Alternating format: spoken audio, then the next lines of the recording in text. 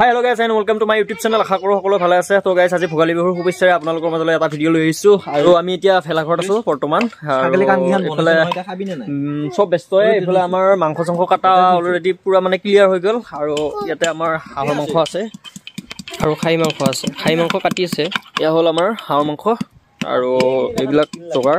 এতিয়া আমাৰ চৌকাত জুই পৰা নাই বৰ্তমান পৰব আৰু মই আমাৰ ফেলাঘৰটো ভিতৰলৈকে লৈ যাই আছো।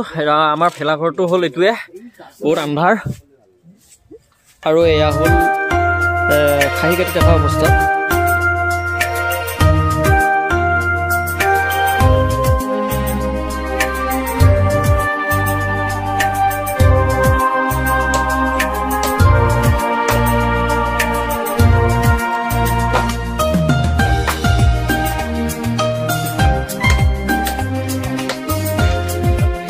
তো গাইস ফাইনালি আজিলৈ ইমানে আছে। লগ পাম অন্য এটা ভিডিঅ'লৈ। আজিলৈ বাই বাই।